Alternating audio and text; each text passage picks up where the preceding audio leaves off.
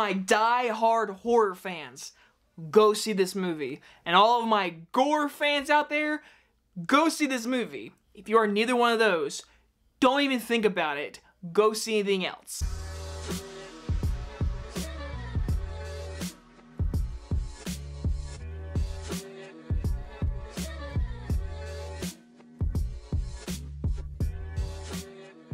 Terrifier 2 stars LaVera and David Howard Thornton and is about after being resurrected by a sinister entity, Art the Clown returns to a town of Miles County where he targets a teenage girl and her younger brother. Now, I've only seen the first Terrifier like once in my life, and I really didn't care for it, but I do really like that Art the Clown is becoming a cult favorite in the slasher genre. I love seeing a new face in this day of age, and with that first movie, there were no characters, there was no story. It was Art the Clown murdering people with just absurd amounts of blood and gore, and it's there for enjoyment, but overall as a movie, I don't care for it. With this new one, a lot of fans got this movie on its ground. It made everyone happy when Terrifier 2 was announced, and after so long, we're here to say 2.5 hours of Art the Clown. It's pretty damn entertaining. David Howard Thornton as Art the Clown is really good in this movie. I mean, his physical acting in this movie is on point. Seriously, every time he's on frame, he steals every scene.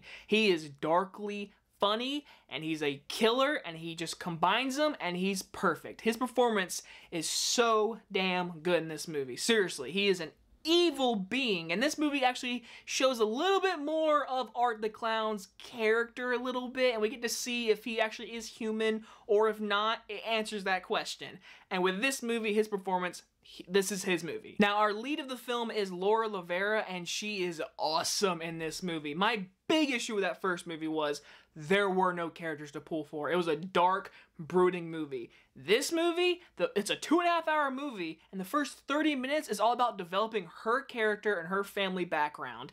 And I really appreciate the director, who also wrote the movie, giving us that time. She is a great lead. She does a really good job. Even though the movie looks very much like a low budget at times, I think her performance is actually very good. For a new final girl face, I think she honestly has the time to say, I can join those ranks, because she's badass. Seriously, when you go see this movie, I mean, she stands her ground, and by the end of it, I mean, she's literally standing there with a sword, and the best thing all about it is she's not a damsel in distress. She's a kicking butt. I really do like that the director gave more time to this movie, even though it is very long. I just like that he made a bunch of characters that you like. When people are getting brutally murdered in this movie, I mean, the kills, if you thought the first one was really gory, just you wait and you watch this movie, because they just up everything in the gore factor.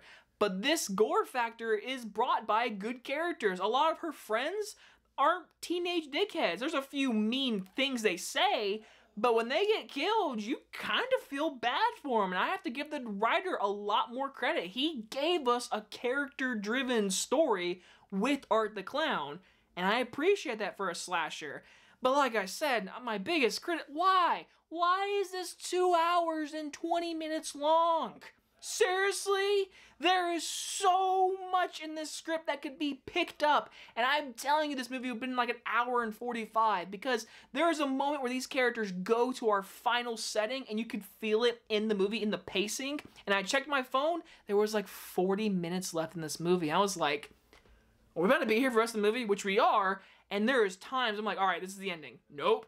This is the ending. Nope. This is the ending. And I checked my phone like 3 times this ending. I was like, there has got to be a moment where things are cut off, and we need to do that. Because like I said, this movie has a lot more character to it, but there is a story that involves fantasy and dreams and things that you might not see to other people, but these characters do. And it gets a little confusing, and the very end, it doesn't really answer any of the father questions. And I'm like, are we gonna do this for a setup for a third one? Because listen, it's been a while since the first one. How do you know you're getting a third one? So you're just gonna leave it all open for a third one that you don't even know if you're getting?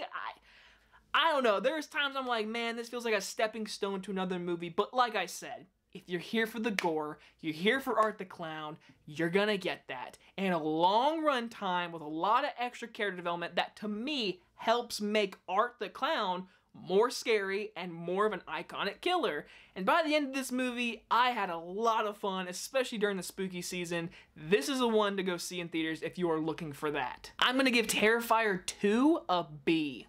But seriously, listen to me though. If you do not like gore, you do not like a lot of guts in your horror movies, skip it. Go watch Smile or Barbarian.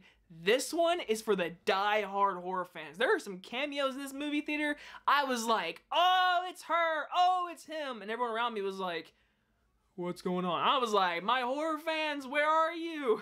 Anyway, guys, enjoy this movie review, and I'll see you guys in the next one. Bye, everyone.